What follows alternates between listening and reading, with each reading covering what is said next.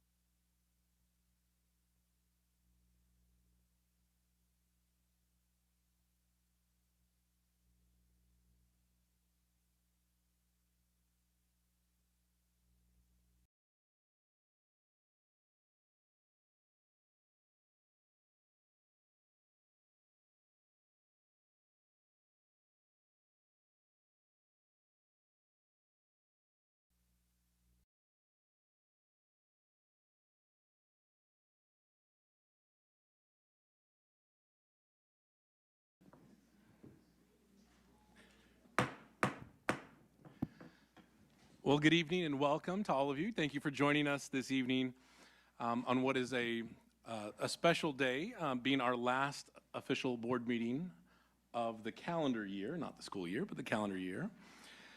We'll go ahead and call to order the official meeting of the Colton Joint Unified School District Board of Education on today, December 18th, 2025. We'll go ahead and begin with our roll call membership of board members. So I'll ask Ms. Medina if you'll please take roll. Mrs. Flores? Mr. Fuentes? Present. Mrs. Sandoval? Present. Mr. Ibarra? Present. Mrs. Haro? Mr. Flores? Present. Thank you for that, Ms. Medina. We'll begin each meeting as we do traditionally with the Pledge of Allegiance, and this evening I've asked Principal Roman from Bloomington High School to please lead us in the Pledge of Allegiance. Principal Roman, if you'll please lead us.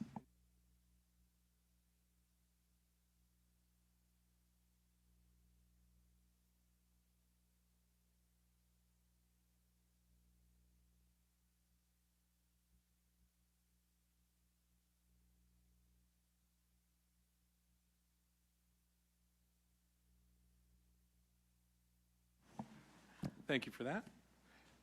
All right. We do offer translation Spanish language services for anyone in the audience that wishes to utilize our services. This evening we have with us Ms. Cynthia Bueno, who will be our translator, and she'll provide those devices to anyone wishing to use them. Mrs. Bueno? Thank you, Board President Flores. Good evening, all.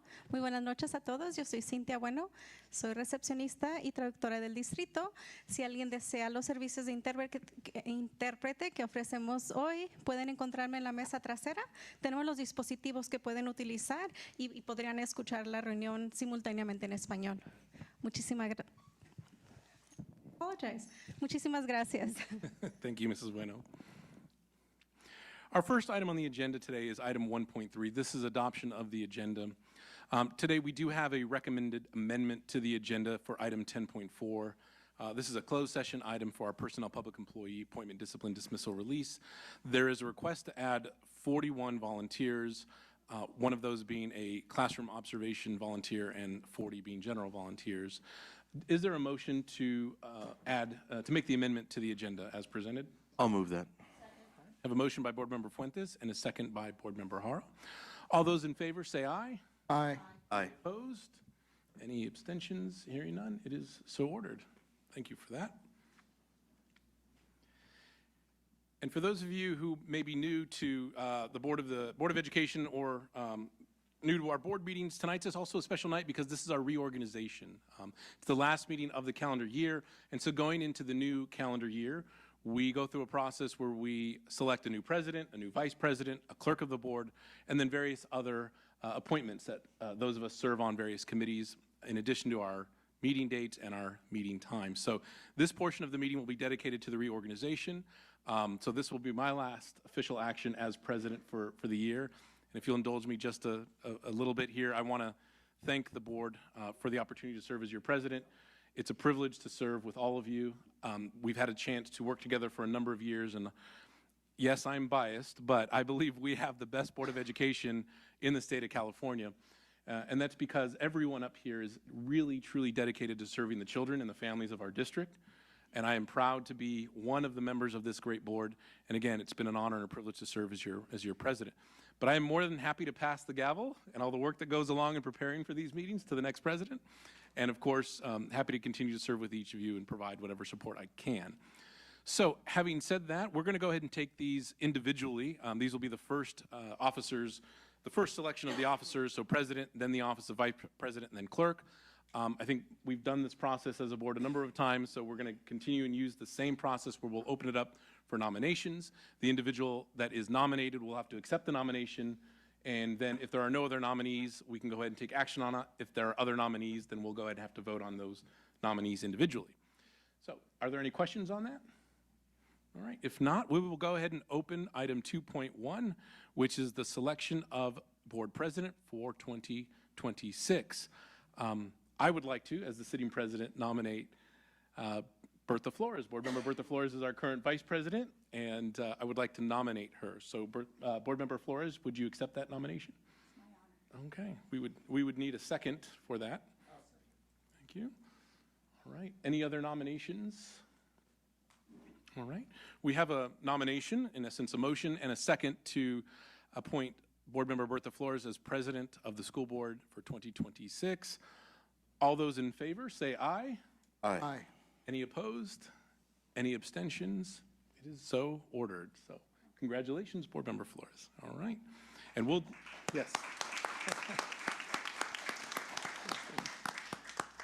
The next office that we have is our Vice President for 2026.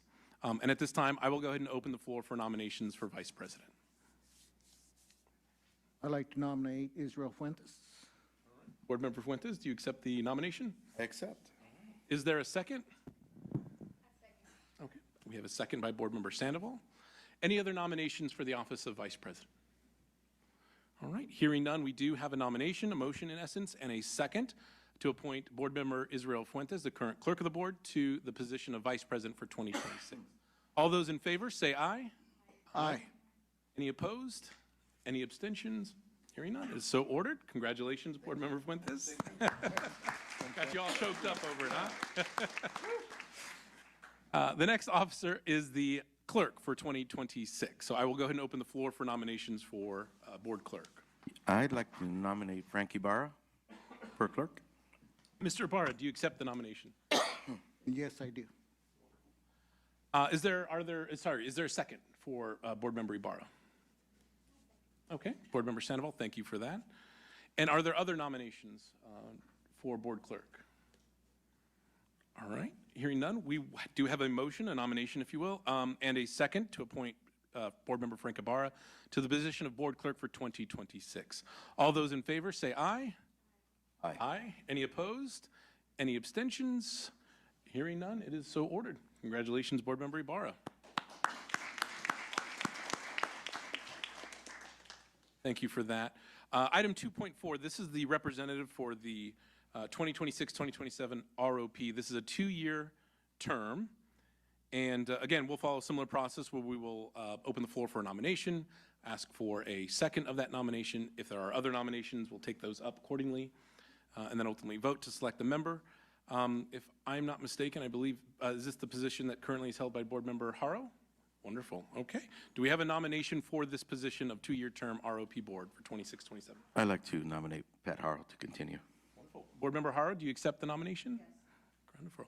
All right. Is there a second? I'll second. Okay. We have a second. Thank you for that. Any other nominations? All right. Hearing none, we have a nomination for Board Member Haro and a second for the ROP appointment. All those in favor say aye. Aye. Any opposed? Any abstentions? Okay. It is approved with Board Member Haro abstaining. All right. Congratulations. Another meeting, which we appreciate. Thank you. Our ROP board members are incredibly important. And not only do we have our 2 regular members, but we also have an alternate, which is an important member because it ensures that we have representation of each of those meetings. So our next item is item 2.5. This is selection of the representative that is the alternate member for the ROP board, currently held by Board Member Fuentes, if I'm not mistaken. So I'll open the floor for nominations for 2026 ROP board alternate. Nominate Israel Fuentes. Israel, do you accept? Yes, I do. Excellent. Is there a second? Second. All right, we have a second. Any other nominations for ROP alternate?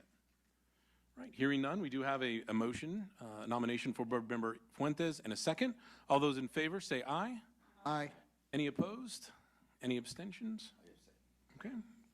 It is so ordered. Congratulations, Board Member Fuentes.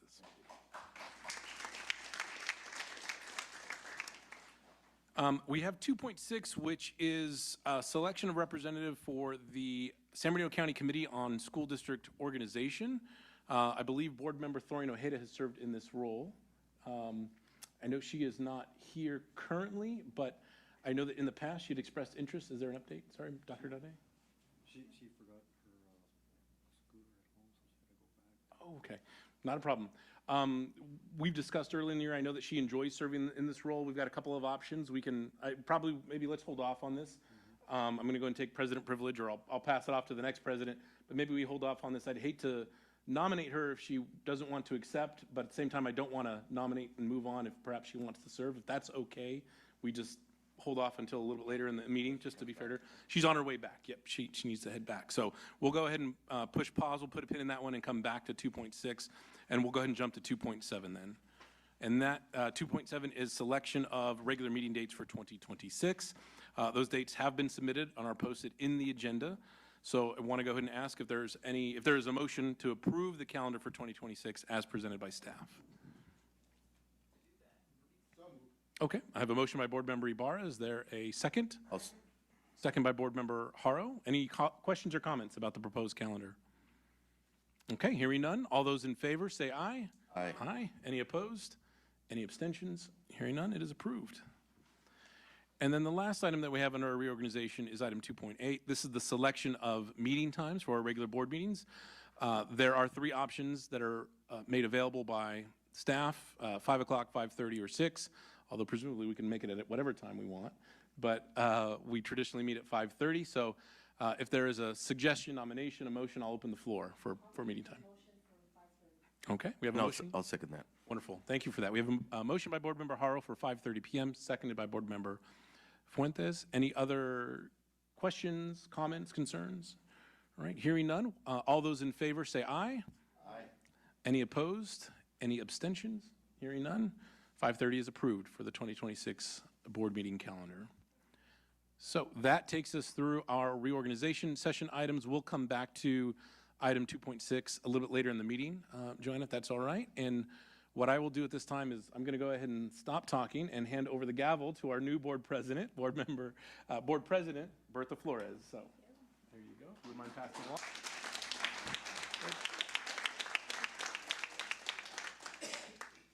Thank you so much. It's an honor to serve for a year in this position. I just want to say thank you to Dan Flores. By the way, it's no relation. You know, we're just, no, not that you're right. We're in Colton, so it can happen. Colton, yeah. Yeah, I tell everybody, yeah, I'm his mother. I keep him in line here. No, but thank you so much for your dedication and for your expertise. We really count on you as a board member and as a community member, so thank you. With that, I will start with 3.1. We have a very special recognition of Behavioral and Mental Health Department. I would like to invite Assistant Superintendent Dr. Ortiz to speak. Thank you very much, Board President Flores. It's an honor to be here in place of Dr. Miranda. Tonight is a proud moment for our Board of Education. Through your leadership, vision, and unwavering commitment to our student mental wellness, CJUSD has earned its first ever Golden Bell Award for our wellness centers. The achievement would not have been possible without the exceptional leadership of Director Antonio Castro. It's my honor to invite him to the podium to share more about our wellness centers and the incredible Wellness Center associates who are here tonight who make this work possible. So thank you.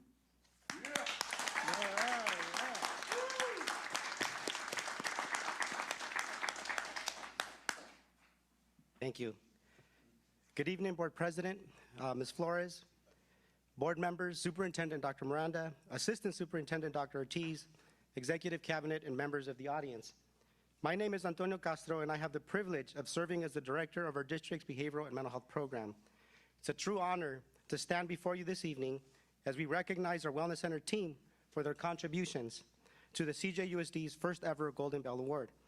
This award was presented on behalf of our Board of Trustees for our Wellness Center program under the title Equity Through Wellness, Serving the Whole Child at Every Site.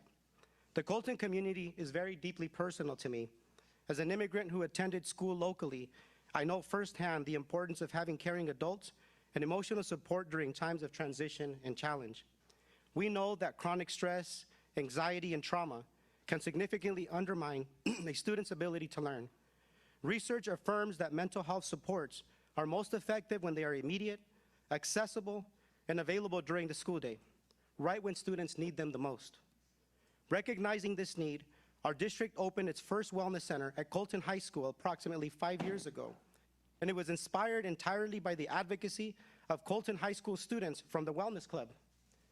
Their voices were powerful and clear in that students needed a safe and supportive space to regulate, to regroup, and to care for their emotional well-being. Their courage and leadership sparked the movement that led to the establishment of wellness centers at all 9 of our secondary sites, including our 2 alternative education programs. Based on the board's support and advocacy, we are blessed to have 12 dedicated and compassionate wellness center associates who support students with issues ranging from academic stress, testing anxiety, and social challenges, to mental health crises involving severe depression, anxiety, or suicidal ideation. Alongside them, our interns provide direct services and small group support while gaining invaluable field experience under professional supervision. Each wellness center collaborates closely with our Department of Behavioral and Mental Health to ensure that students receive appropriate triage, referrals, and seamless connection to ongoing care. The impact of their work is very clear. From 2023 to 2025, the district has seen an increase in average daily attendance and a decrease in chronic absenteeism, indicators closely tied to student well-being and engagement. During the 24 and 2025 school year alone, our mental health program processed more than 1,000 mental health referrals. We engaged in over 500 case management services as well. Across our 9 wellness centers, students visited more than 14,000 times, demonstrating not only the need, but the trust that our students place in these amazing spaces. Exit surveys from the 24-25 school year also tell a powerful story. 84% of our students reported improving emotional coping, 82% improved self-image, and 70% said that they felt like school was a more positive place after receiving support. The success of our Wellness Center program is truly a team effort, with contributions from our school board, our superintendent, assistant superintendent, site administrators, and countless CJUSD staff who have championed this work from the very beginning. I'd like to also extend a very heartfelt thank you to our clinical supervisors, Daniel Benitez, Lisa Beck, and Perla Calderon, and our amazing administrative assistant, Ms. Danielle Moreno. Their dedication, expertise, and behind-the-scenes coordination ensure that every student who walks through our Wellness Center doors feels seen, supported, and cared for. At this time, it is my privilege to acknowledge each of our Wellness Center associates and present them with a certificate of recognition in honor of their contribution to the Golden Bell Award. Their compassion, professionalism, and unwavering commitment to our students are the reason that our program thrives and positively impacts the lives of thousands of students across our school district. I would be remiss if I didn't first acknowledge, before I recognize our associates, there's some family members, very special family members here of our associates, including my family. I want to begin by acknowledging my amazing and beautiful wife, Christina Castro.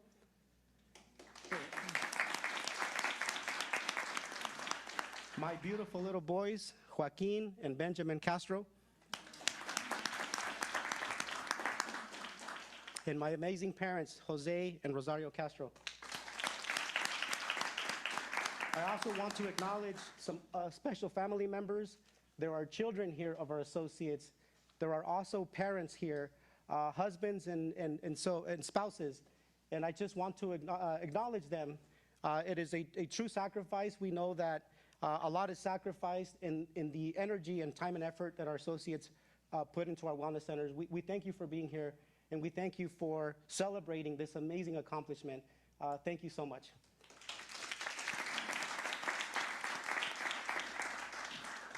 We're going to begin by acknowledging our middle school wellness centers, and we'll begin with Colton Middle School. I'm going to ask Ms. Laura Gomez to step up.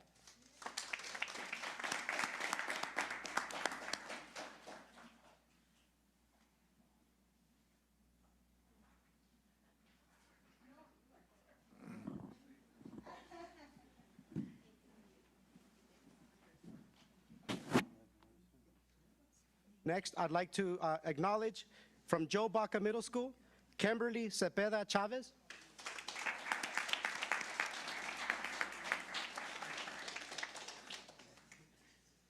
From Terrace Hills Middle School, I'd like to acknowledge Veronica Miners Perez.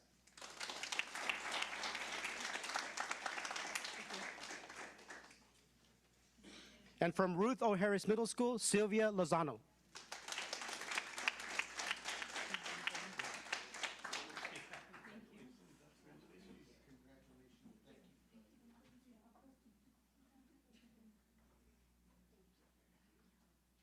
I'd like to acknowledge our high schools, beginning with Bloomington High School. I'd like to acknowledge Guillermina Morales.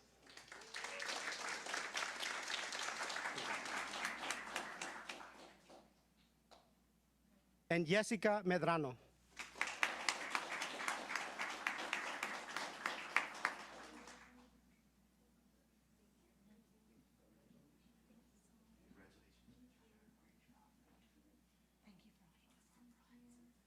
Next, we'd like to acknowledge our Colton High School Wellness Center coordinators, Teresa Rago,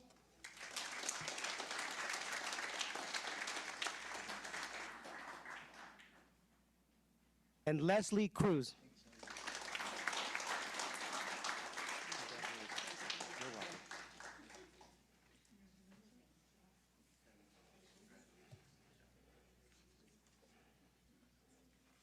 Next, we'd like to acknowledge our Wellness Center staff from Grand Terrace High School, Alyssa Shaw,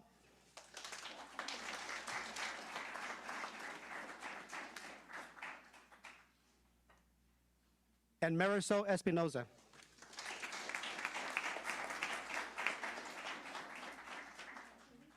Last but not least, we'd like to acknowledge our associates, Wellness Center staff and coordinators from our opportunity programs.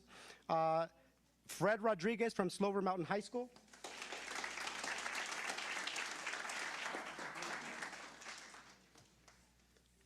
And last but not least, Valeria Cesena from Washington High School.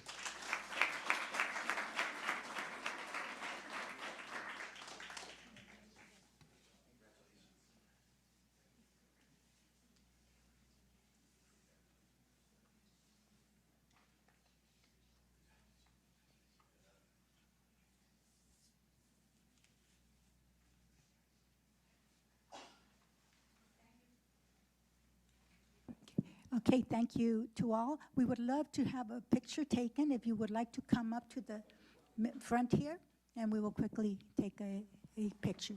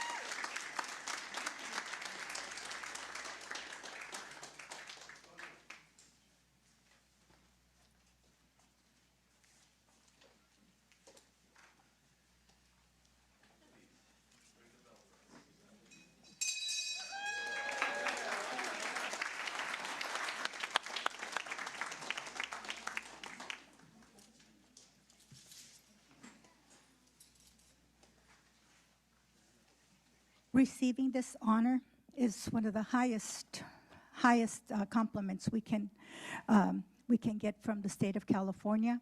It was all possible because of Director Antonio Castro and his team. We really appreciate all you do. We were so proud to go to Sacramento and receive this award. So thank you and continue the great work that you're doing. And again, la Gracias por estar aquí. Thank you for being here and for the special event.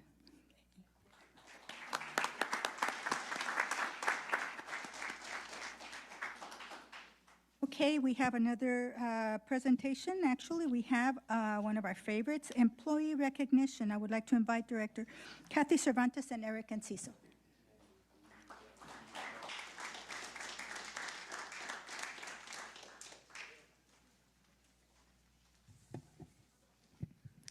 Good evening, Board President Flores, board members, Superintendent Dr. Miranda, listening at home, and filling in Superintendent Dr. Ortiz, members of the audience.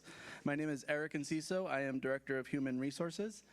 We are here to present the employee recognition for the month of November and December. Very proud to do this because this is a grassroots effort where people within the district recommend the names that then make it to this prestigious award. So up next first, we'd like to invite Maria Amanda Sarabia, who is going to be presenting our fiscal director, or our fiscal services manager, Ms. Julia Esparza.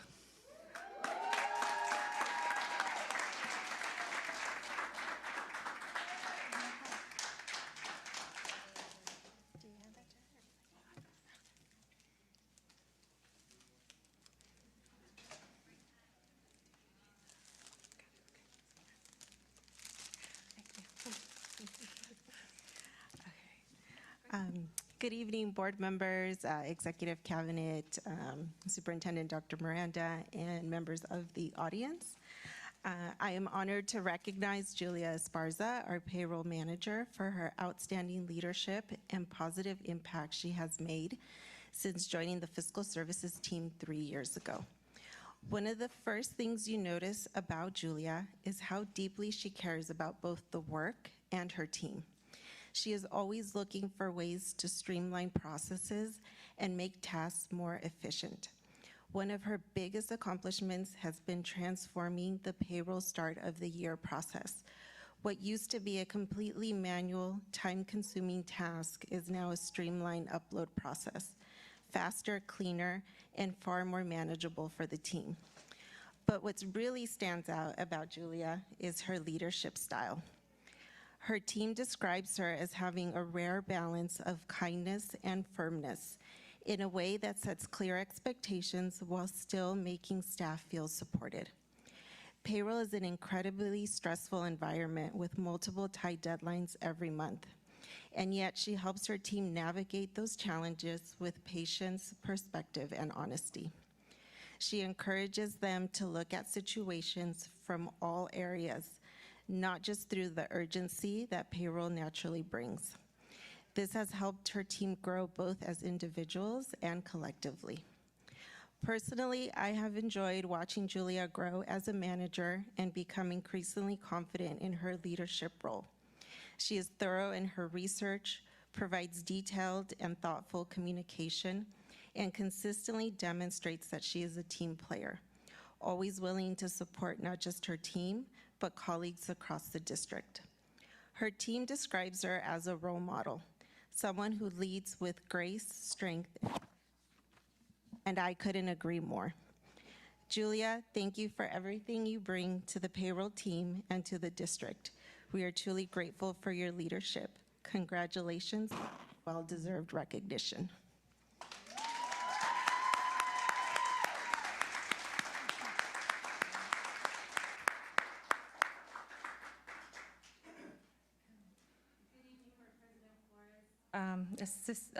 Superintendent Miranda, Dr. Miranda, Assistant Superintendent Dr. Ortiz, members of the board, and members of the audience. Thank you very much. I'm truly honored by this recognition. I've been with Colton Joint Unified School District since November of 2023, and I have the privilege of leading an incredible team of 6, many of whom are newer to the district. Their professionalism, empathy, and willingness to support one another make this work possible every day. I also appreciate the collaboration and support of our leadership teams and colleagues across departments, which is essential to the work that we do. I strive to lead with a servant leadership mindset, and I'm grateful to work alongside teams that reflect that same spirit. Thank you for the opportunity to serve our district.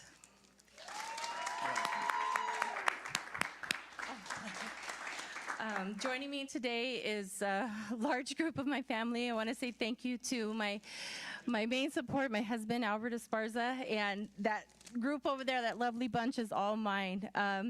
My mother, my sisters, my brothers, my nieces and nephews, and my brother-in-laws. I just thank you all for your encouragement and support every day. And I also have some of my team here with me. I was very privileged to be able to see some of the kind comments that they shared with the HR department about me, and I was just blown away and just overwhelmed and thankful for this opportunity. Thank you so much. Thank you.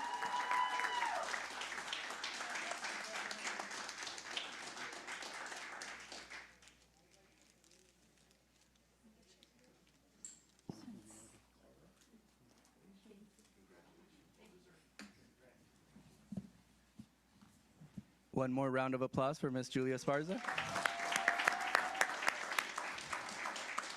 And I think, Julia Esparza, you might have some dinner reservations to get to, so we'll totally understand if you have to leave. Our next employee recognition is our certificated staff, and I would like to introduce Mr. John Abbott, Colton High School principal, up to introduce Michael Ray, our athletic director of Colton High School.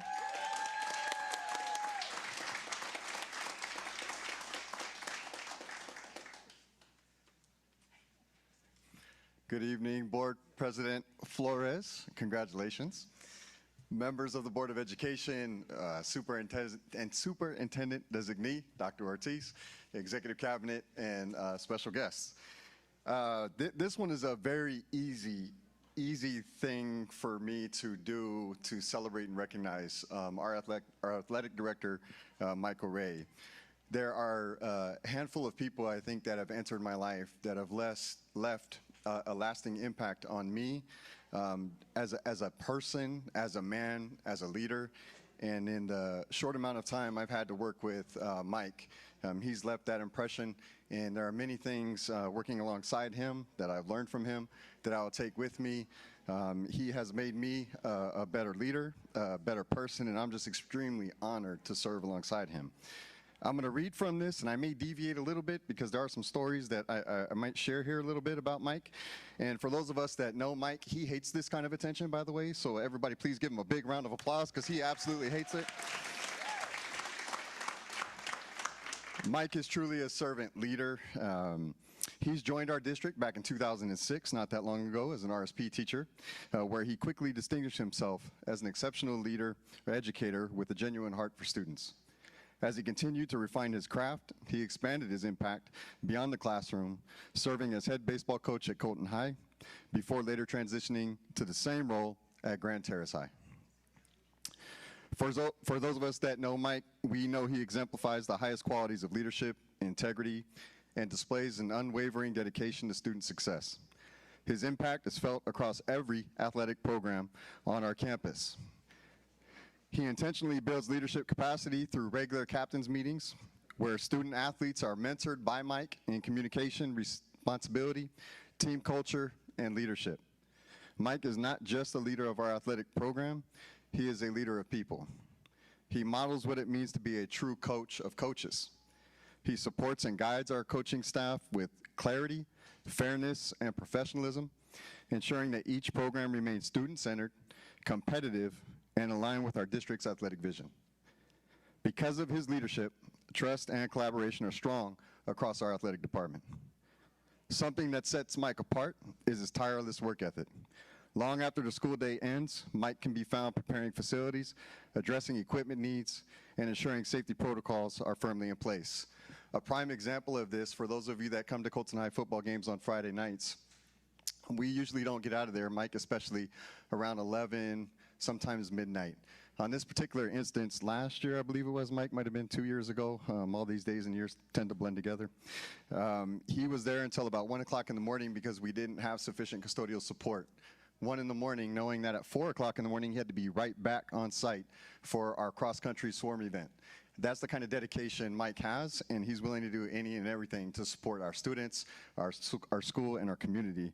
Just another amazing example in his dedication and commitment and leadership.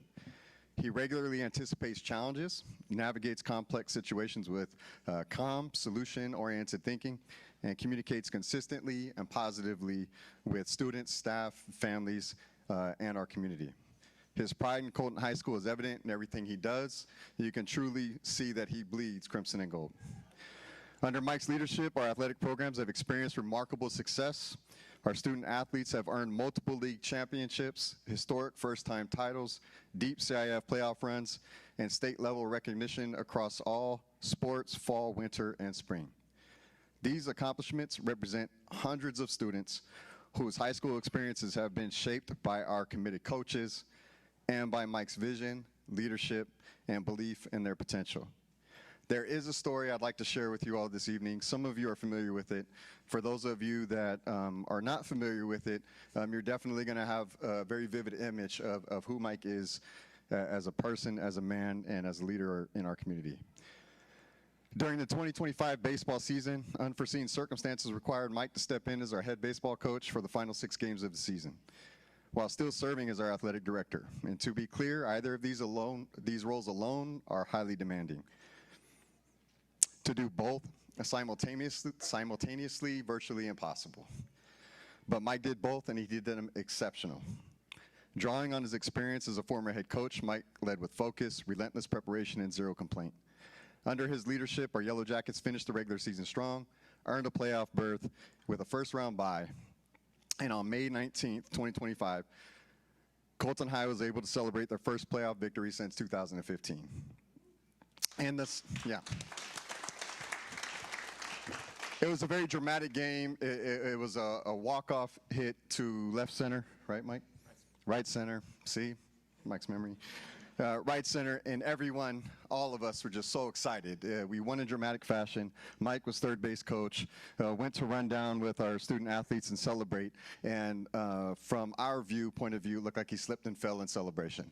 Mike dusted himself off, got up, slowly made his way over to his team, and coached them up even at the end of the game, celebrated them the way he normally does. What none of us knew at the time is that Mike ruptured his Achilles. So I'm through the fence line. I always love hearing his end-of-game speeches and the way he talks to our students and our coaches. And I just kind of point my finger at him, Mike, great win, right, on to the next. And I get a call not too much longer from Mike. Hey, boss, I'm headed to the hospital. What happened, Mike? Well, that slip and fall, right? So, okay, Mike, keep me posted. Mike's going to require surgery. Well, unfortunately, that surgery is scheduled for May 23rd, by the way, which was the date of our quarterfinal matchup against Doherty High School. So his real boss, Stacy, I know Mike's going to acknowledge her, but his real boss, Stacy, there she is. Stacy was staying in contact with us throughout the surgery because Mike was committed, I'll use that word, to get to the Doherty High School baseball game for our students. And many people were, yeah, Mike, this is a bit crazy. You're going through surgery, it's okay, the boys are going to understand, we understand. And Mike is Mike. Those of us that know Mike, yep, Mike, we'll see you there, right? And sure enough, Mike made his way there. Stacy, just such a great support for him. We really appreciate you, Stacy. I know he does too. Stacy got into the game. Bottom of the 5th, Mike arrived in his crutches, cast and all, and maybe under a bit of medication, is making his way through. And I swear to you all, just like a movie, just the feeling on the Colton side at Doherty Ballpark. So, oh my gosh, he showed up. It's Mike. Yeah, he's our AD, he's our coach. I know him, right? And he's making his way over, and he ends up finding his way in the dugout. And you see the players and our assistant coaches helping him out. And we were down 5-4 at the time. And for those of you that are aware, we also do 7 innings in high school. And so bottom of the 5th, down a run, very competitive. Our boys end up coming back to win in dominant fashion, 15-5. There was not another run allowed from that time. And so just couldn't be more proud of our boys, of course, but the exemplary leadership, grit, resilience that Mike displays just permeates throughout our campus, our students, and I'm just so proud of him. And so he's also a marathon runner, and that mental toughness that it takes to get through that, he displayed in full force that evening. And Mike, just can't say enough about you, and I've probably gone well over time, but please, everyone, join us in celebrating and recognize the amazing Mike Ray.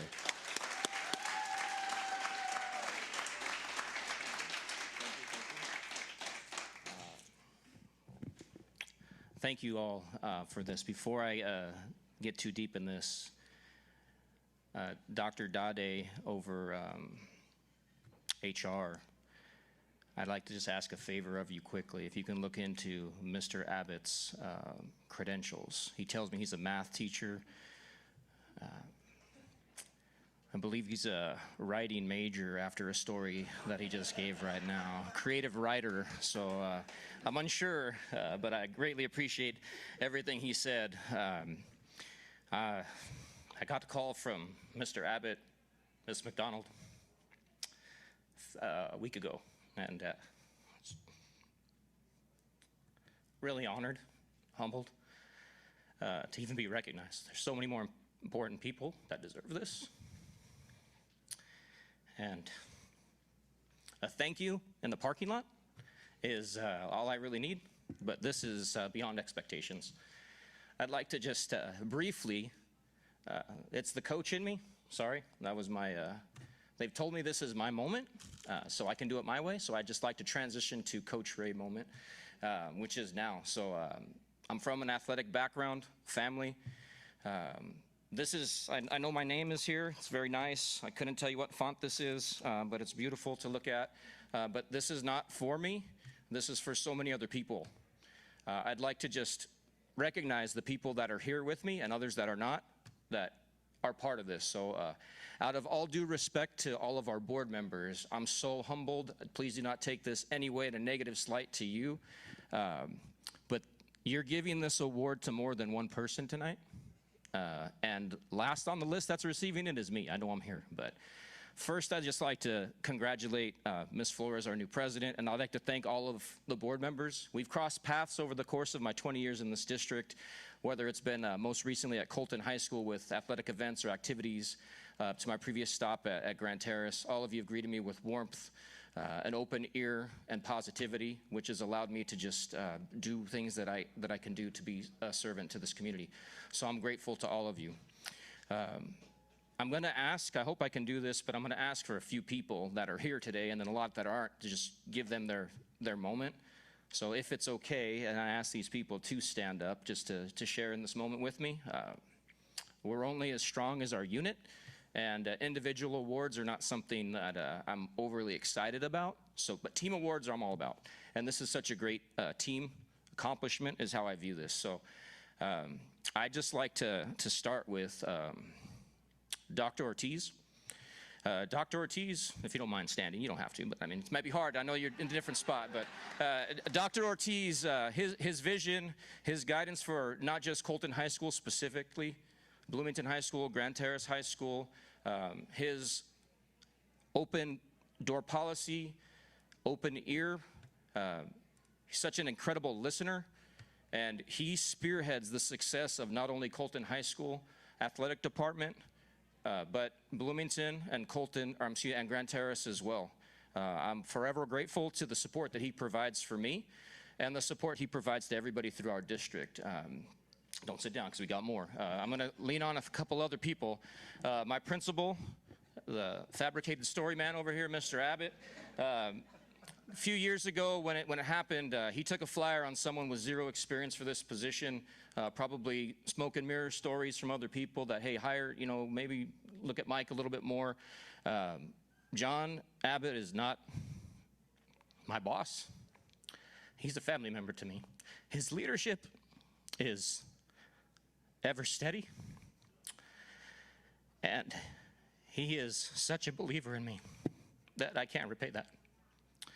To others, moving on, sorry, that are not here, might be a little easier, but I want to recognize Mr. Checo, my assistant principal. He's new to this position, but we go back about 20 years. He's always been extremely supportive through this new role, and I appreciate him taking time out of his day to be here.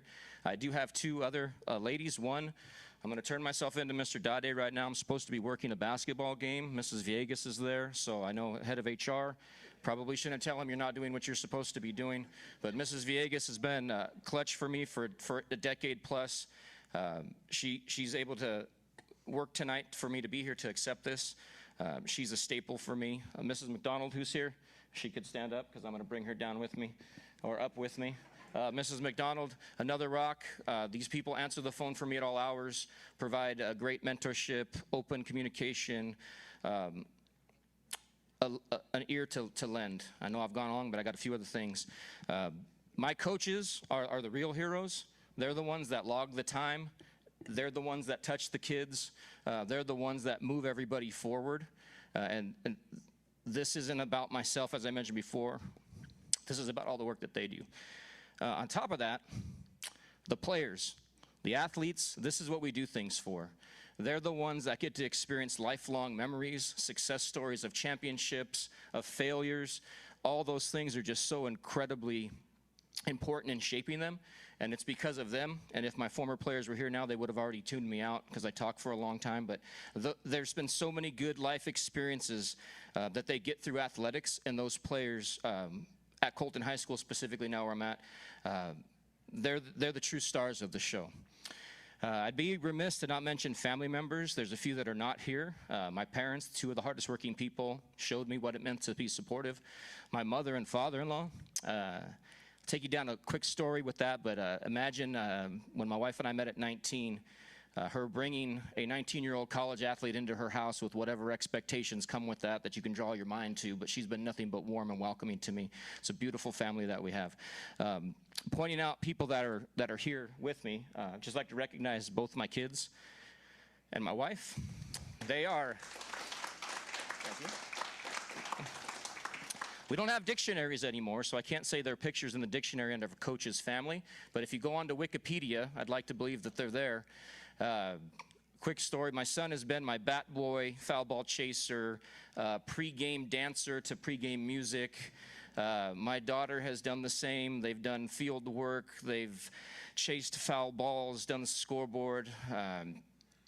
They take such good care of themselves to allow me to have the flexibility to do the things that I do, and I'm grateful and so proud of those two. To my wife, I'll start with a comical thing. This is where we're at. I know I'm rambling a lot, but I was playing at Cal Baptist as a player. I fouled the ball off of her car while we were dating. A couple years later, I was playing at San Bernardino, Cal State. I fouled the ball off of her. That should just let you know the level of dedication that she has, that she wasn't going anywhere. She's been a booster person. She's been a camera, photographer, banquet person. She's filled every role, but most importantly, she's the backbone of everything we do in the family. She's tough as nails. September 11th, 2009, this is just who she is. We got a home football game. I'm the coach at Colton High School at the time. We're working the snack bar. It's about 10:30 at night, 11 o'clock at night. She's in labor with my son, who's here, by the way, refusing to go anywhere. We leave at about 11. We're driving way too fast. We get to the hospital. My son's born about 45 minutes later. That's the dedication and passion that she has and support that she has. I don't know if she wanted that story out there, but that's what you get. There's plenty of other people that I'm forgetting, and I apologize to those people now, but this is genuinely from my soul. I'm so grateful for this, for the people that are here. They're the real heroes.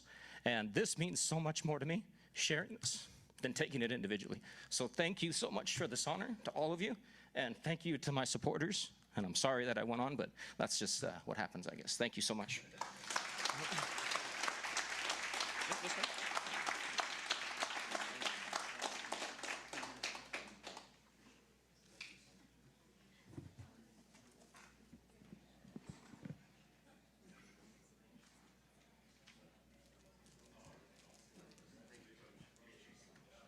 Another round of applause for Michael Ray at Colton High School AD.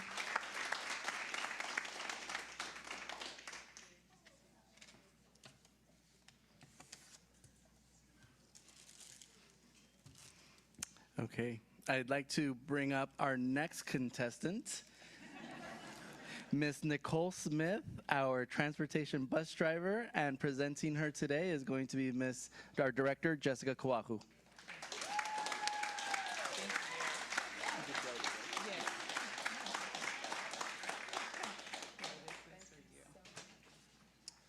Good evening, everyone. board members, Dr. Miranda, I'm pretty sure he's listening or watching online at home, and all of the guests who have come tonight. Thank you guys so much. I have the distinct honor of standing before you to recognize someone who often and literally is the driver of our student success, yet rarely stands in the spotlight. Can you guys all please join me in honoring our classified employee for November and December, Miss Nicole Smith.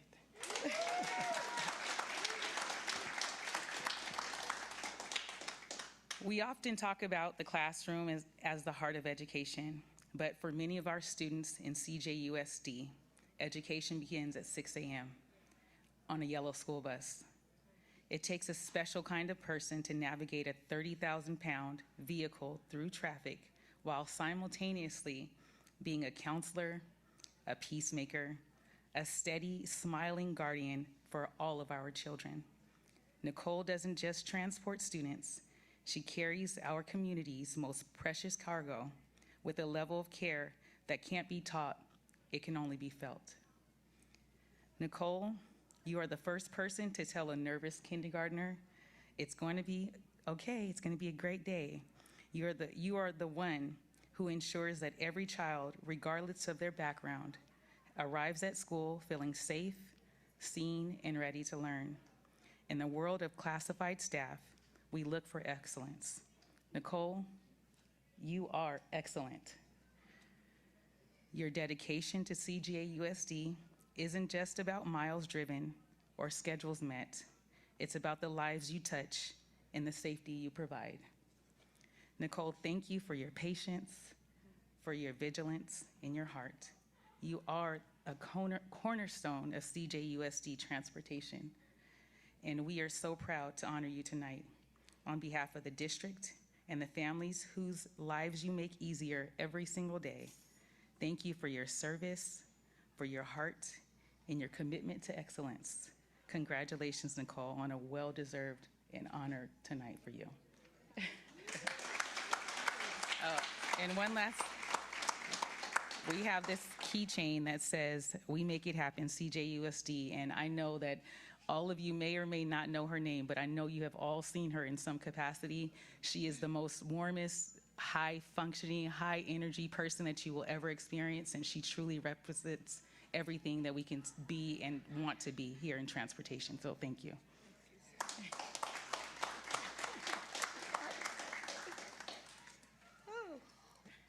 Okay, I'm nervous. I didn't have a speech or nothing, but I want to thank everybody for this award, everybody.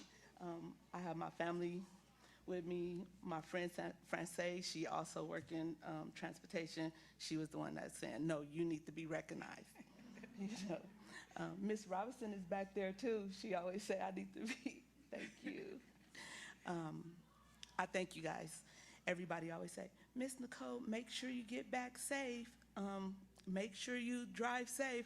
I said, as long as your kid is on my bus, he gonna get back safe because I gotta get back to mine, and that's my family over there. My daughter, Dorielle, my son, Naquan, and my grandson, Ashton, and my son-in-law, Talon. I love you guys.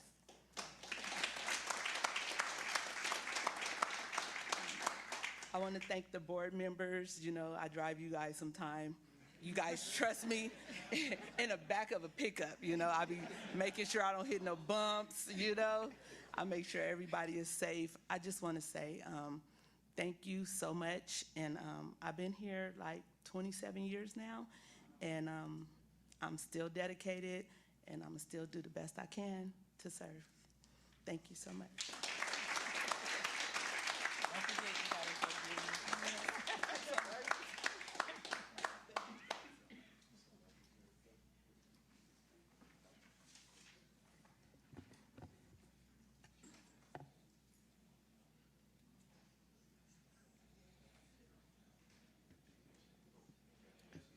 Another round of applause for Nicole Smith.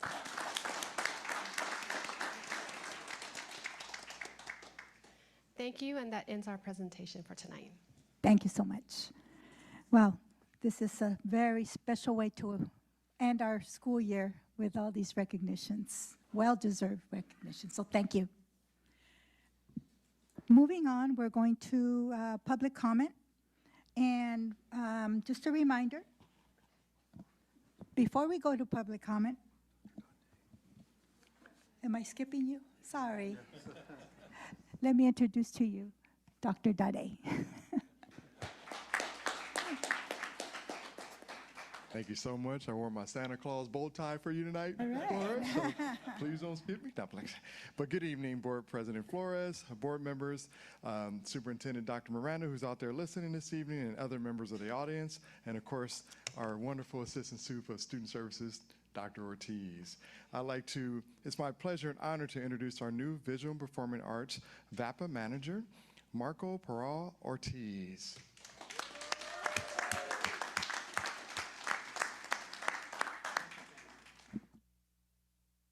So Marco comes to us with a very extensive background in the arts area, but he has a very interesting trajectory. So he was a diplomat for several years for the Consulate General of Mexico in Chicago. He was the manager of U.S. operations for, is it MexPansion? MexPansion. And he's been a translator-interpreter here in Colton Joint Unified since 2024. As a diplomatic service provider, he served as a coordinator for cultural affairs for the Mexican government. He managed events ranging from intimate gallery expos to a 3-day cultural festival with over 35,000 attendees.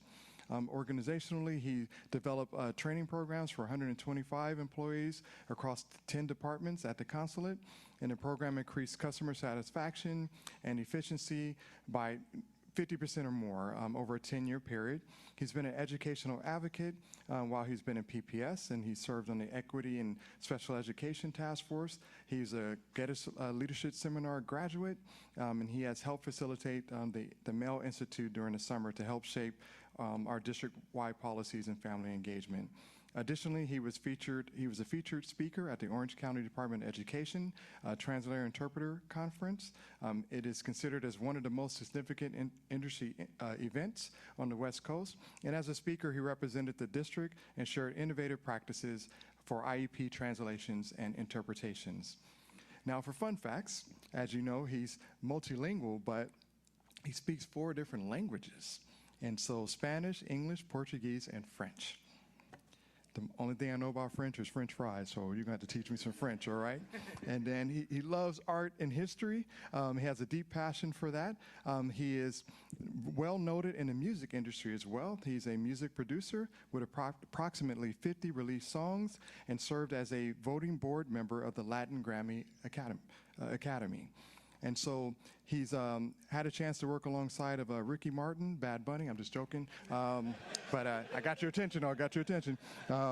But he worked with someone, I believe, equally experienced as Andy Broda. Yes. And he is one of the composers of the movie Encanto. And so we won't talk about Bruno tonight, but he definitely has done so many great things that we're looking forward to him bringing to our district. And I once again got to know him in Gettysburg and hear his story, and his passion to just serve is just really going to serve our district well. So we're very excited to have Marco, and if you can please give me a round of applause as he approaches the mic.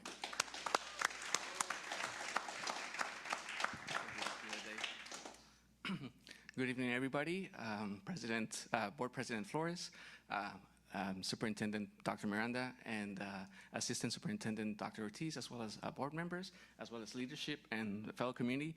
Thank you for having me here tonight.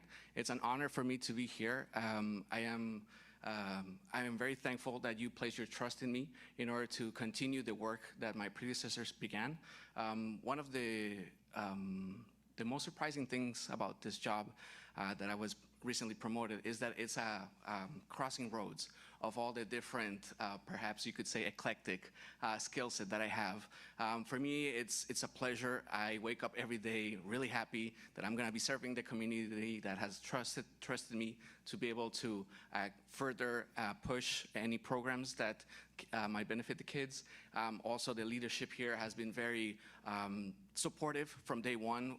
My time at PPS was great. I got to know the ins and outs of an American school district, as well as throughout the different task forces that I joined, the summer MEL program, the leadership conference, the leadership, everyone was really kind and really supportive. And for me, that is the definition of a place that anyone should be willing and happy to work at. Additionally, I am very excited to begin this year, to end this calendar year and begin the new one running. We have a lot of projects that I've already talked with Dr. Mooney as well as Dr. Hyder. They seem to be very supportive as well and excited to carry on the legacy of my predecessor.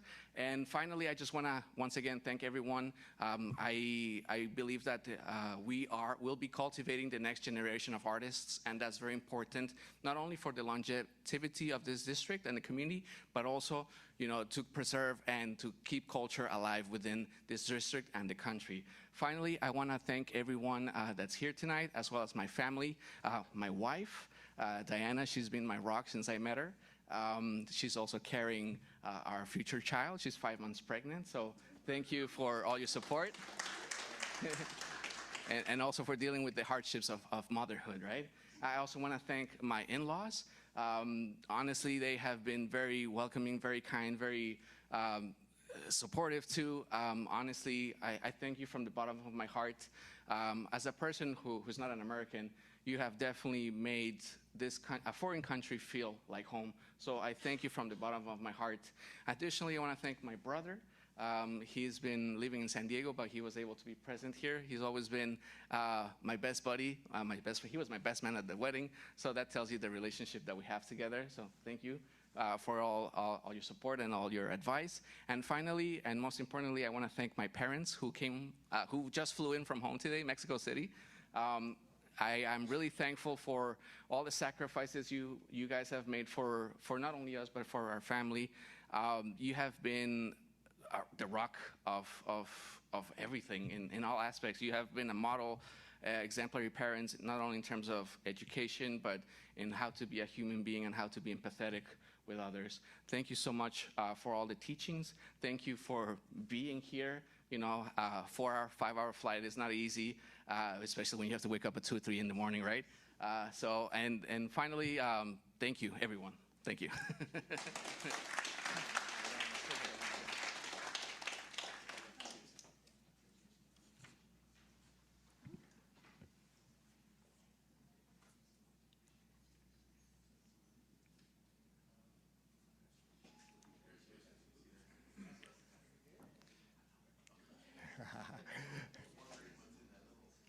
Oh, yeah. One more round of applause for Mr. Ortiz, please. And that concludes my presentation for this evening. Thank you. Thank you, Dr. Dade. We are going to return to item 2.6. Ms. Board Member Doreen Ojeda has joined us, and we would like to pick up where we left off here. Item 2.6 is the selection of representative for the 2026 Elector San Bernardino County Committee of School District Organization.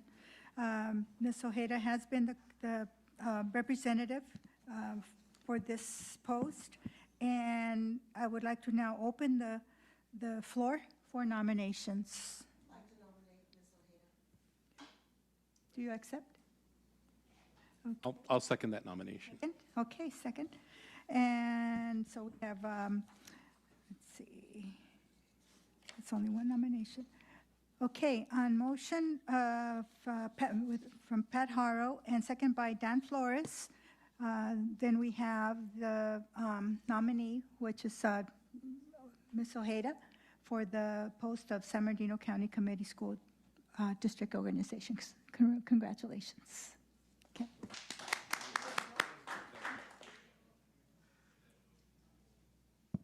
Oh, it's a roll call. Regular vote. Okay. With that, we have the nomination. Those in favor? Aye. And noes? Okay. Now, congratulations, Mrs. Wynn. Okay, now we're going to go back up to 4.0, which is public comment.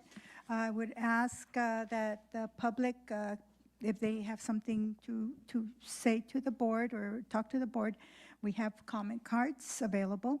And every speaker will be allowed 3 minutes to address the board. And with board member consent, if we have to go over 15 minutes on a single subject, we can do so. And let's see, if you come up, please state your name and your residing city. Do we have any cards? Okay, with all that. Okay, no cards today, so we're going to be moving on. 5.0, we have administrative presentation. We have the first interim report, Business Service Division. I would like to invite Assistant Superintendent and Director Sarabia to present. Good evening. Good evening, Board President Flores, board members, Superintendent Dr. Miranda, listening at home, Dr. Ortiz, Acting Superintendent tonight, and members, audience. Before I begin, tonight is another night that just shows what a great place Colton is to be. We have great employees doing great things for kids every day, and it shows here today. I know we talked about our first Golden Bell here tonight, and I say first because there's more to come, because we are doing great things in the Colton Joint Unified School District. Now I need to click slide. Okay, so we're here for the first interim report. First interim report provides a snapshot of the district's financial health midway through the fiscal year, helps us stay on track and make informed decisions.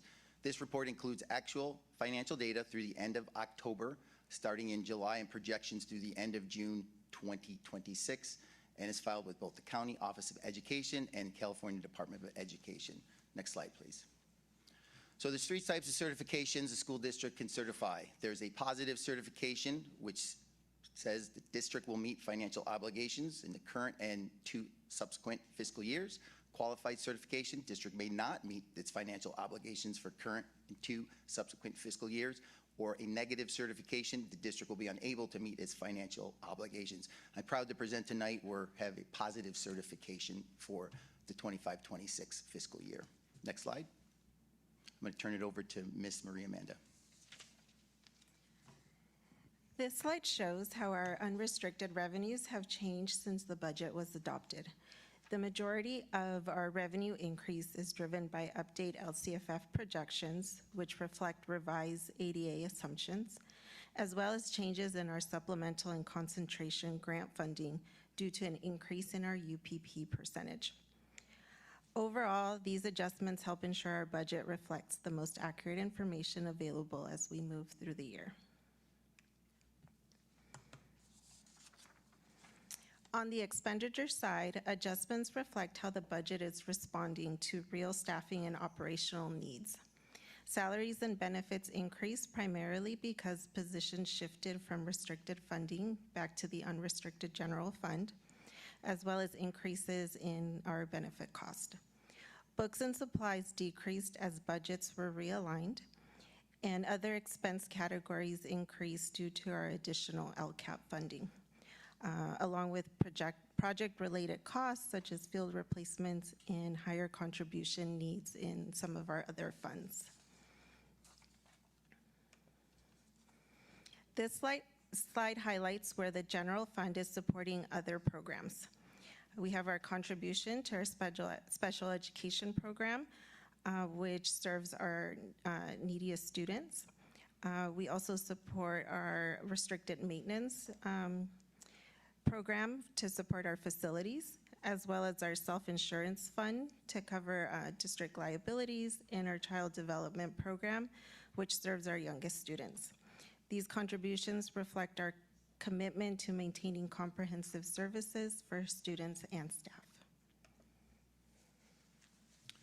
This next slide shows the historical analysis of our contributions to special ed. The problem with special ed is not a Colton Joint Unified School District issue. It's throughout the state of California. State does not provide enough funds for schools for special education. So if you look at this chart here, it shows from 1920 school year to this school year, the cost of special ed contributions going up. Like I said, this is throughout the whole state of California. It's an issue. Our most challenging students with needs are also our most expensive students as well to educate. Next slide, please. So this slide here shows in green our enrollment going down. Our enrollment and students bring in our dollars to the school district. The blue line there shows the growth of special ed. It's flattening out. So as our enrollment goes down, the cost of educating our special ed students are going up. And like I've said, this is a problem throughout the state of California, and it's putting a strain on a lot of fiscal budgets throughout the state of California. And that we have declining enrollment at 3.29%. Our special ed rate is flat pretty much, and the percentage of our students receiving special ed and that. Next slide, please. The multi-year projection shows our financial outlook over the next 3 years. As shown on the right, the district continues to meet the required 3% reserve each year, with reserve amounts projected to be $13.5 million for the current year, $12.8 million in the second year, and $12.9 million in the third year.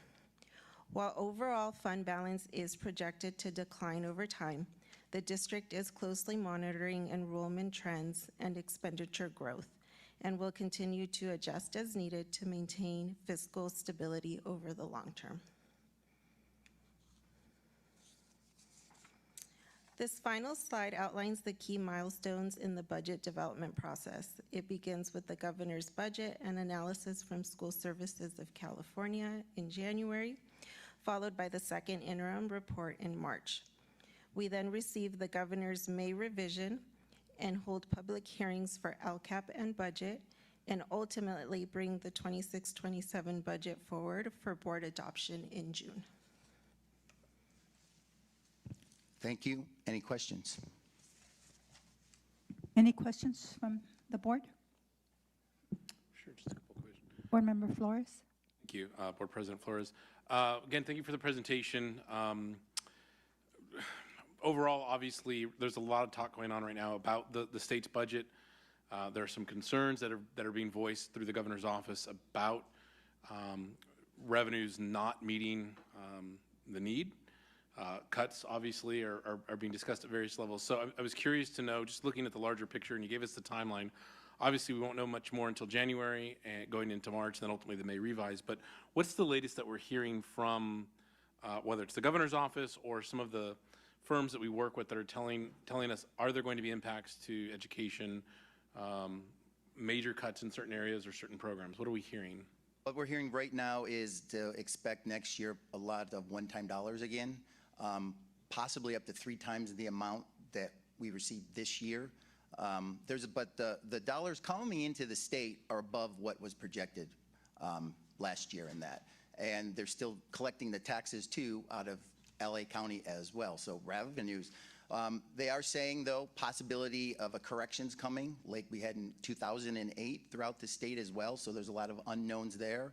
And there's a lot of unknowns of what the COLA is supposed to be for next year. As our dartboard now, as this was built on, it's projected at 3.2, but the word out there is it could come in at 2.5 and even low as 1.9 for next year. There's one more data point that they collect on that.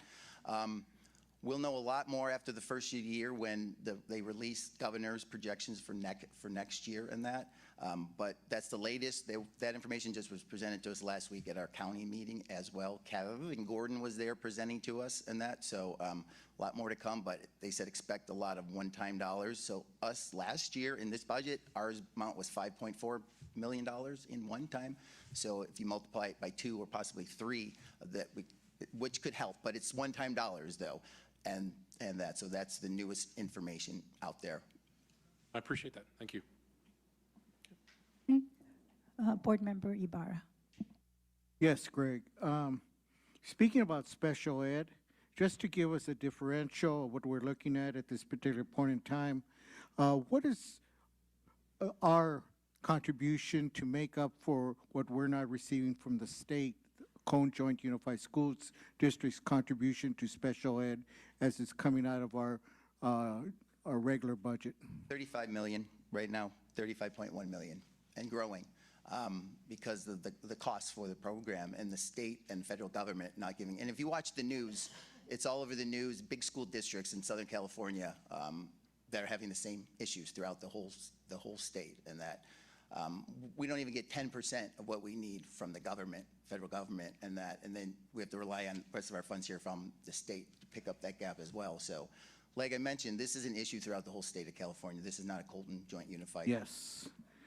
Just wanted to see how it's affecting us as far as our overall budget. Thank you. Okay, are there any other questions from the board? Okay. Director Sarabia and Assistant Superintendent From, thank you so much for your always providing us with the latest information. So thank you. Thank you. We are moving on now to action items 6.1 through 6.57. Okay. Are there any items that any board member would like to pull separately? Okay. I would like to pull action items 6.2, 6.3, and 6.5 for separate consideration. I need a motion to approve items 6.1 through 6.57 with the exception of 6.2, 6.3, and 6.5. So move. Second, please.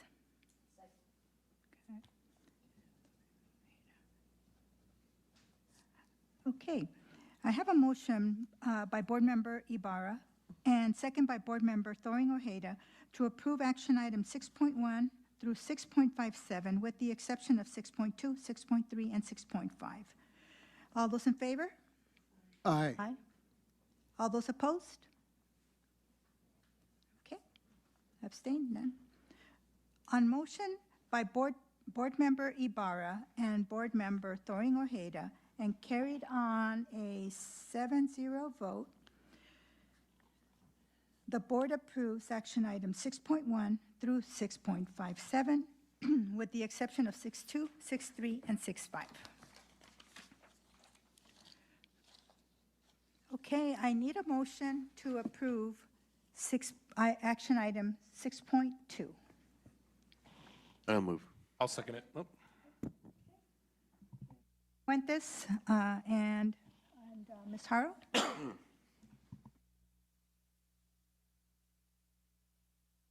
Okay, I have a motion from Board Member Fuentes and second by Board Member Haro to approve action item 6.2. And we would like, Joanne, can you do a roll call vote for this one, please? Mr. Flores? Yes. Ms. Doreen Ojeda? Mrs. Sandoval? Yes. Mr. Fuentes? Yes. Mr. Ibarra? Yes. Mrs. Haro? Yes. Mrs. Flores? Yes.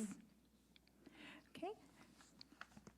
On motion by Board Member Fuentes and second and Board Member Haro and carried on a 7-0 vote, the board approved action item 6.2. Is there a motion to approve action item 6.3? Okay. Okay. Second by Mr. Fuentes. Okay. I have a motion by Board Member Haro and second by Board Member Fuentes to approve action item 6.3. All those in favor, say aye. Aye. All those opposed? Okay, no abstentions. You abstain? Oh, okay, that's right. This is Sandoval. On motion by Board Member Haro and Board Member Fuentes, with Ms. Sandoval abstaining, and carried on a 6-0 vote, the board approves action item 6.3. Okay, moving on to action item 6.5. Okay, we need, this is to accept the nominations for San Bernardino County School Board Association election. I would need a motion to select the nominations for the San Bernardino County School Board Association election, and as stated on the agenda. Okay, do I have a motion? Board President Bertha Flores, since there is only one person running for each of the offices as presented, I will go ahead and make the motion that we appoint or approve the individuals as listed on the agenda item for the respective offices that they're running for, since they're essentially running unopposed. So I'll make that motion. Thank you.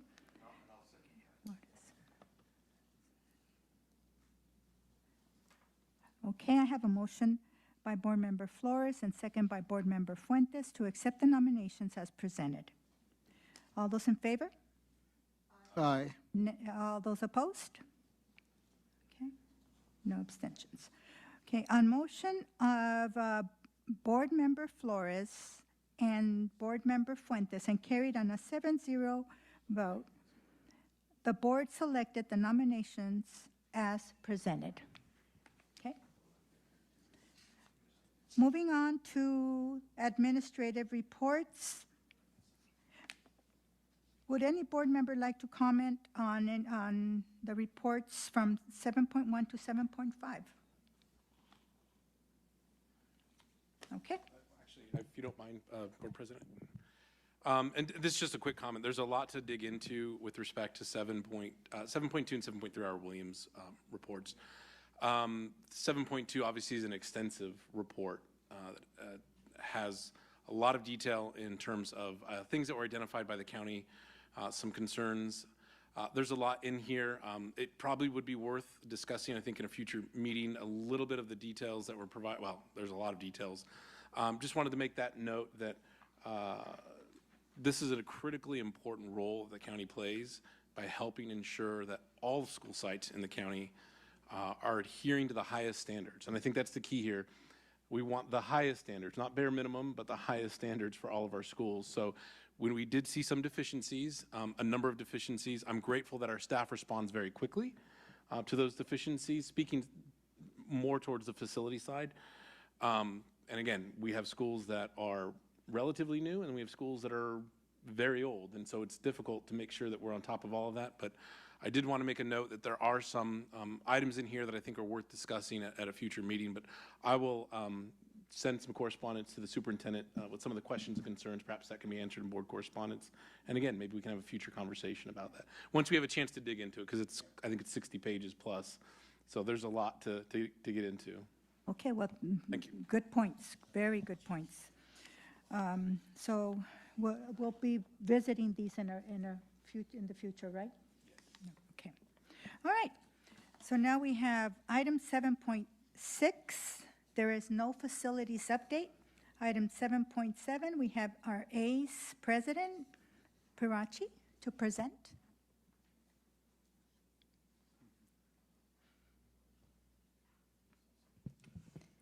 Good evening, Board President Flores, same last name, board members, Superintendent Dr. Miranda from home, Interim Superintendent Dr. Anthony Ortiz,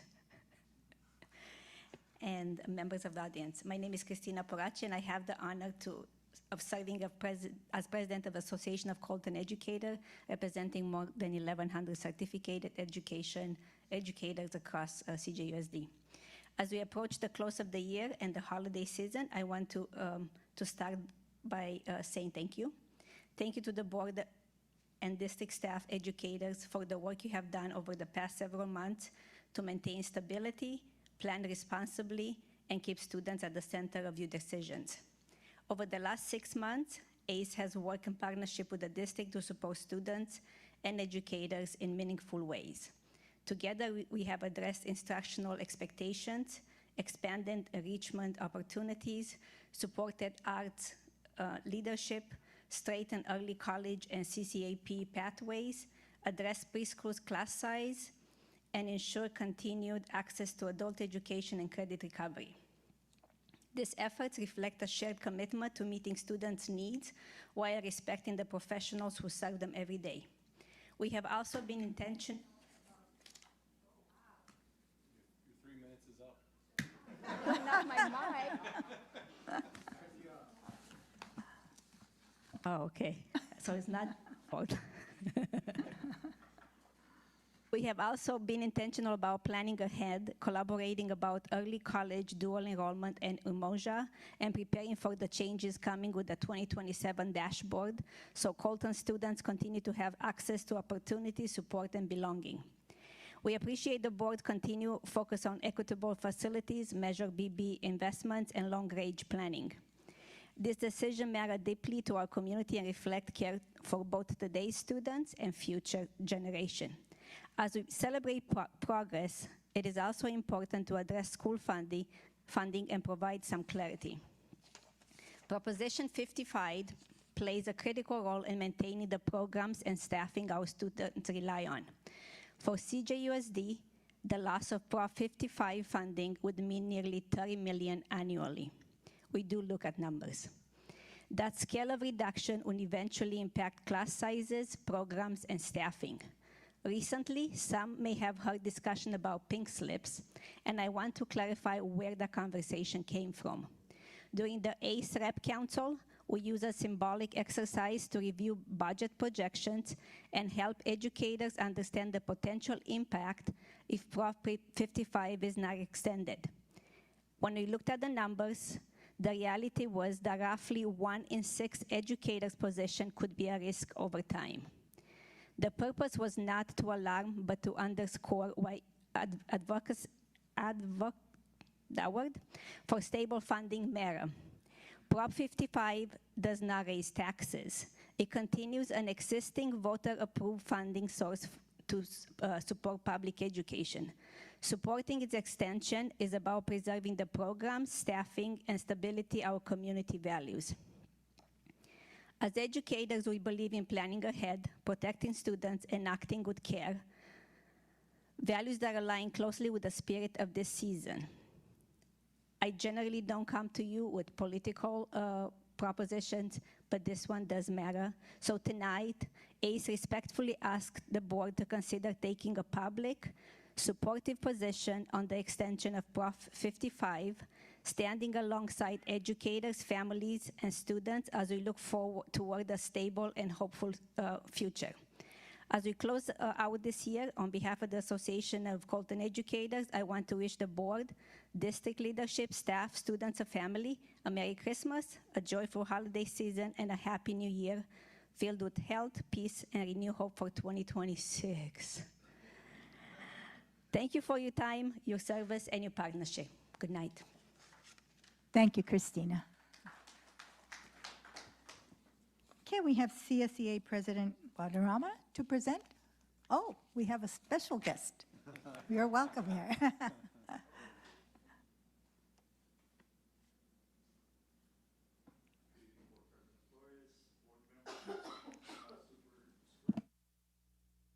Good evening, board members.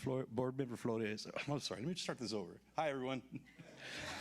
Good evening, Board President Flores, board members, Superintendent Dr. Miranda, Interim Superintendent Dr. Ortiz, the dwindling members of the audience, and all those listening at home. My name is David Espinosa. I'm Sergeant at Arms for CSEA Chapter 244. I have the honor of speaking with you here tonight.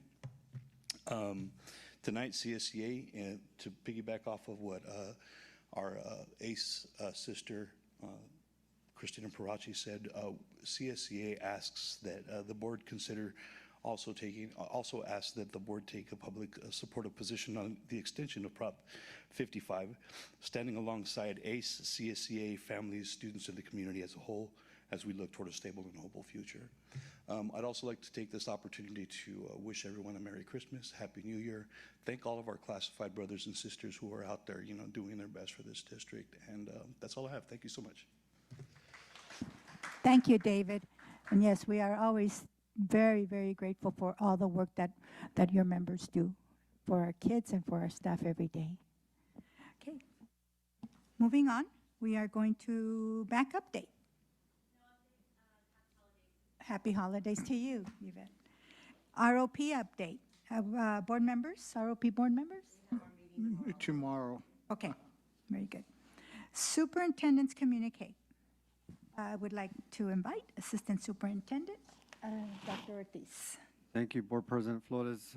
It's a pleasure to present Dr. Miranda's superintendent's communique on his behalf.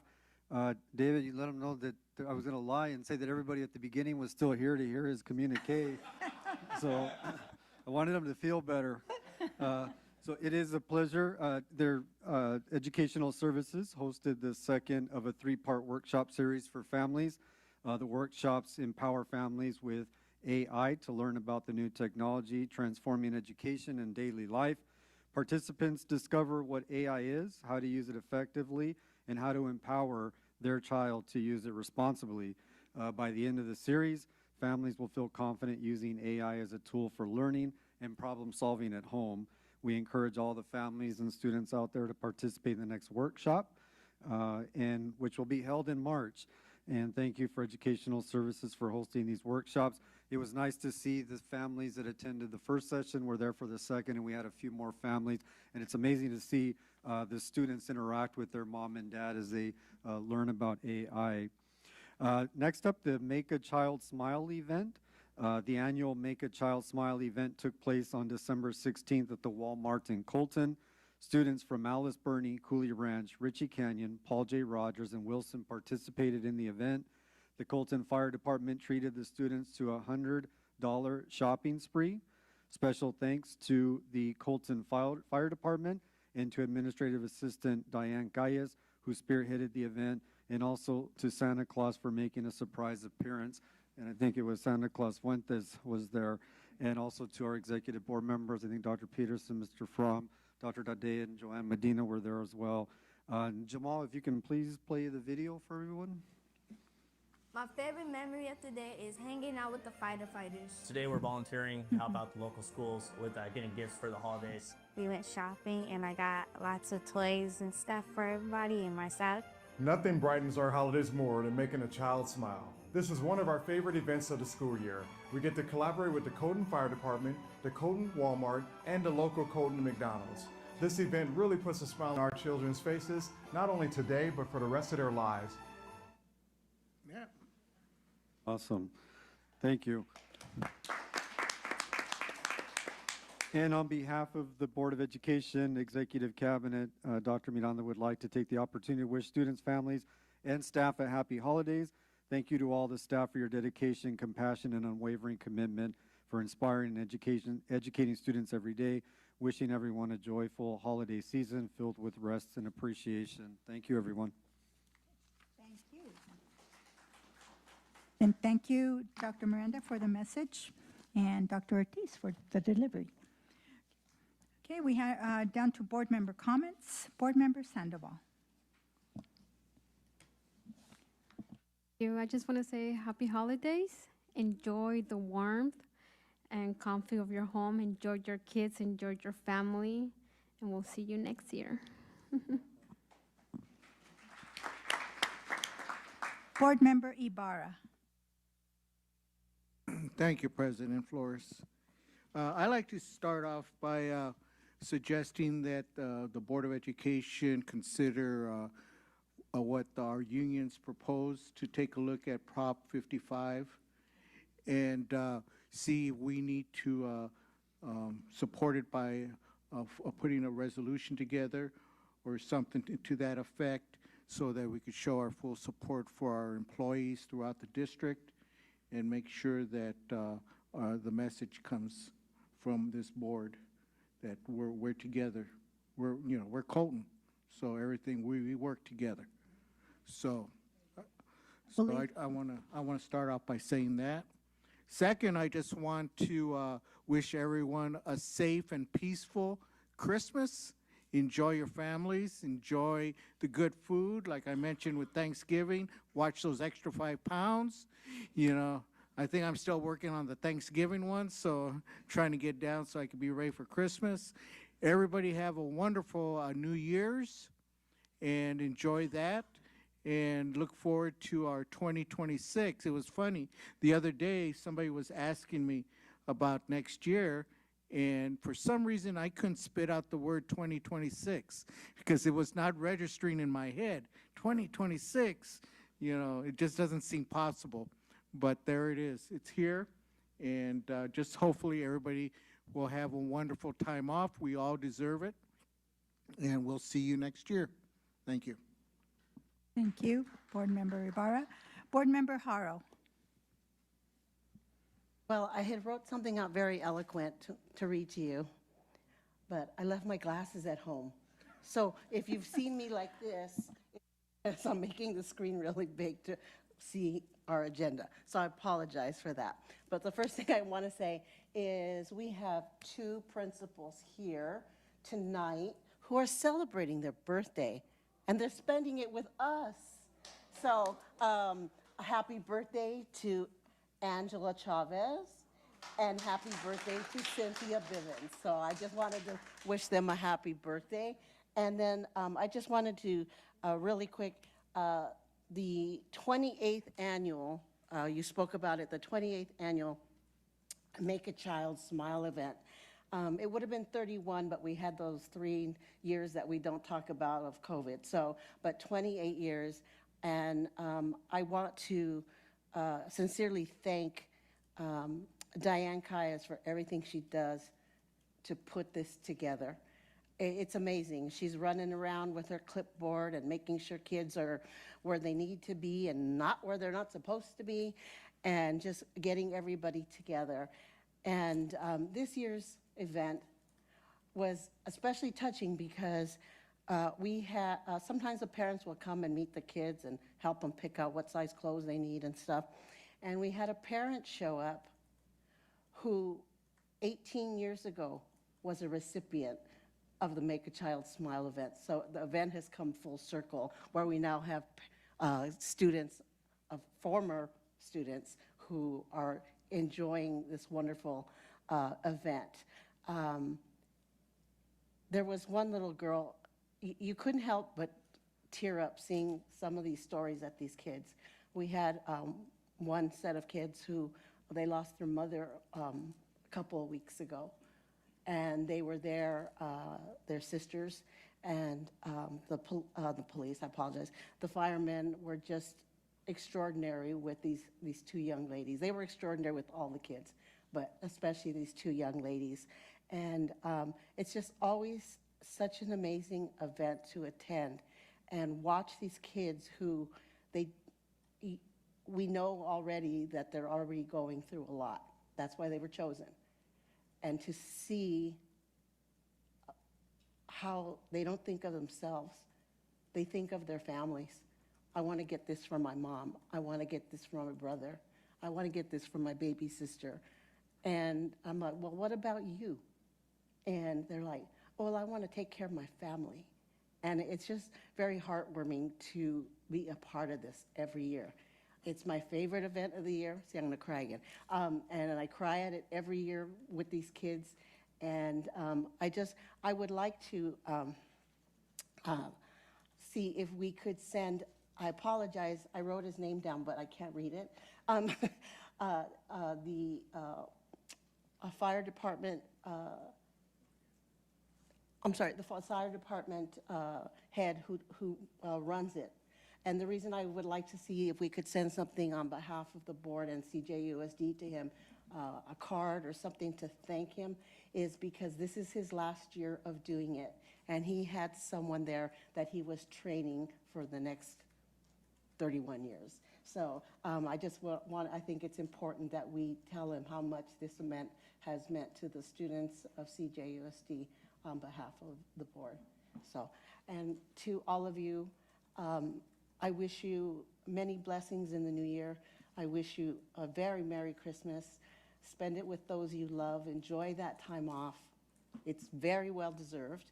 I know you were barely making it to that last couple of days, but you did, and you deserve the time off and with your family. So God bless each and every one of you, and we'll see you in January. Board Member Fuentes. Thank you, Board President. I think the event on Tuesday, Make a Child Smile, was an awesome event. I was speaking to Santa earlier, and he was sharing with me about a student that was there that morning, actually. Little Ezekiel. I forgot what school he's from. And Santa was telling me that he saw him from the time he came in. He was kind of down, you know, little guy. One of the firemen took him in, got him something, you know. They did their shopping. They came back out. And Santa just saw him there. He didn't want any snacks. He didn't want cupcakes. I mean, they had a spread of things. According to Santa, they had cookies. I mean, you name it, they had all the nutritional stuff that we will not have in any of the schools. I can tell you that right now. But they had all this great stuff for the kids, and Ezekiel didn't want anything. And Santa calls Ezekiel and has him come over. And he starts talking to Ezekiel and says, you know, what's going on, Ezekiel? Don't you want any cupcakes, anything like that? And he's like, no. And then Santa says, you know, Santa is not happy because you're not having some cupcakes and stuff. You want to make Santa happy? And little Ezekiel went out and grabbed some cupcakes, got some snacks, got a goodie bag, and then this young man just turned around. He was having a good time. And it's what it's all about. Making these kids, like it says, make a child smile. And Santa was telling me there was a lot of conversations going on with Santa. They were asking about Mrs. Claus. They were asking about how many reindeer, what the reindeer eat, all of this stuff. But, you know, the thing is making these kids feel like they're loved and they mean something, especially the young ladies that had just lost their mom. They were having a great time. And the key to our success, the key to what we do as educators is always to give the child that love. Because we want our kids to smile daily. We want our kids to go home and feel like they're wanted. You know, there's a lot of kids in the neighborhoods that sometimes don't have that opportunity. They don't have the opportunity to go out and do some shopping. Like Ms. Harrell said, some of these kids were shopping for their brothers and sisters. And they weren't even thinking about themselves. I want to get these socks. I want to get this toy for my brother. I want to get these shoes for my sister. I want to get this for my mom. And that's what it's all about. Our students on a daily basis, there's a story that they have. And Santa was so happy to see them and have the opportunity to be there with, I think it was over 40 kids, wasn't that, Ms. Harrow? Maybe over 40 kids or so. 50 kids. There was 50 kids there. So it was nice to be there. It was great to be there. And Santa was very happy to see all these kids. And this coming Monday, we will be with the Colton Police Department to do the Shop with the Cop there at Walmart. So Santa was telling me that he's going to be part of that, and he's going to actually go out to Arrowhead Medical and visit the maternity ward and visit the children's ward out there and give out toys and stuff to the kids out there. Because even those kids in that hospital, they're our students. Those families that are there, they're our families in our communities. And so we want to make sure that these students have a great Christmas, have a great holiday, have a great New Year. Another event that I had the opportunity to attend was Ruth O. Harris Middle School. Joe Baca, Supervisor Joe Baca Jr., brought the In-N-Out truck and some resources out there for the kids. They had the opportunity to eat some In-N-Out. So did I, but you know, what can I say? It was fun to see these kids enjoy the time, enjoy the resource fair that they had for them. There was a lot of great information. We had people from the county, from probation office. We had people from Tomorrow's Leaders Foundation was there. We had a lot of great people there that were giving these students opportunities, talking to them about opportunities when they start to work and stuff like that, going to school, all of that. Plus, Supervisor Joe Baca brought the In-N-Out truck, and they had a great lunch. So I want to thank Supervisor Joe Baca, and I want to thank the principal, Lori, that's out there working hard for our students out at Ruth O. Harris out in Bloomington. Thank you so much for what you do every day along your side, your team, and all of that. And that's all I have this evening. I want everyone to have a great holiday. Enjoy your Christmas. Hug your family. You know, do what you can. This is the time where we want to just make that time for our family. We just want to get together and be there with our family. And I know Christina's taking time right now. I'm probably passed over my 3 minutes, so yeah, she's smiling. No, I'm just kidding. Enjoy your holiday, everyone. Enjoy, and Happy New Year. We'll see you next year. God bless. Board Member Dan Flores. No comment tonight. Just want to wish everybody happy holidays. Board Member Thoring Ojeda. I too want to thank everyone. I want to thank all of our staff for the difference they make for our kids each and every day. It's probably the most wonderful job in the world in working with our kids. And no matter what department you work in, you're making a difference. And that is so important because our kids feel like they're cared for. Hopefully they're all learning what they're supposed to. But you're giving them a sense of, for many of our children, you're giving them a sense of warmth and acceptance that they don't always get everywhere. And I do appreciate that. It's so important.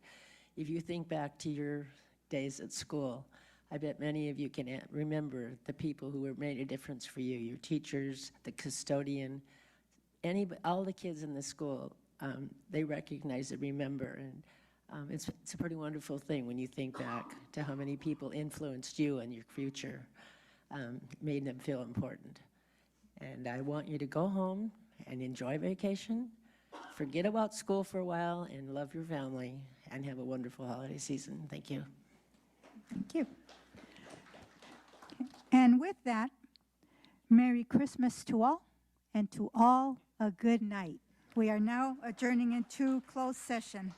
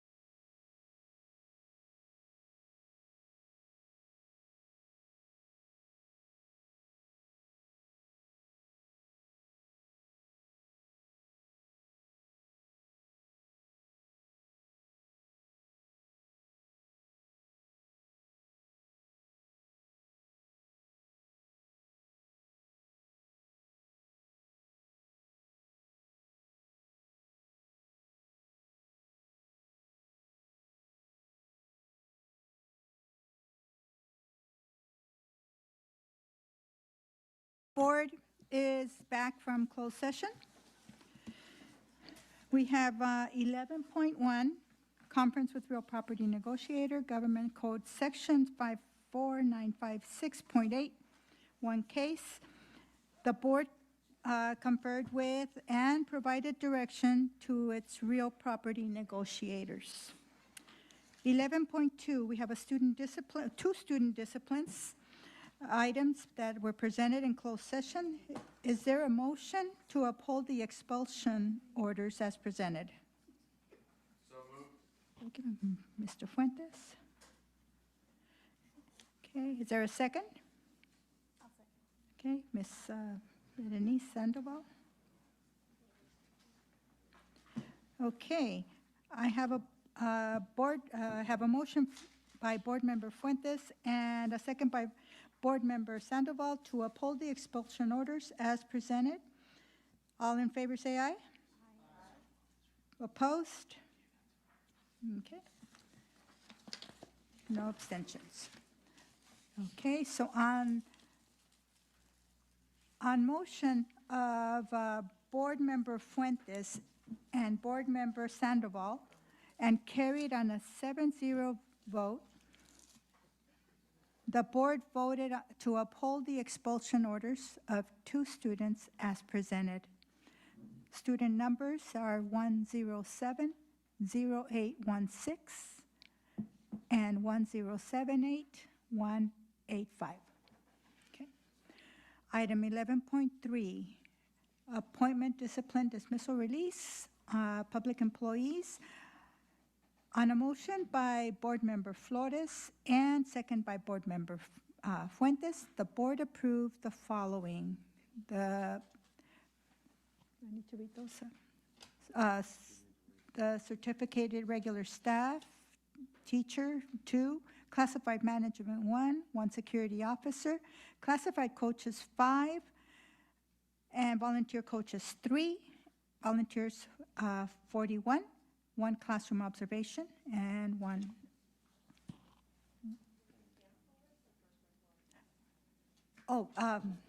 Dan Flores. Yeah. And volunteers, 41, classroom observation, 1, and general, 40. Item 11.4, in closed session, the board took action to grant an unpaid leave of absence to EIN number 13517 on motion by Board Member Ibarra and second by Board Member Fuentes. The vote was 7-0.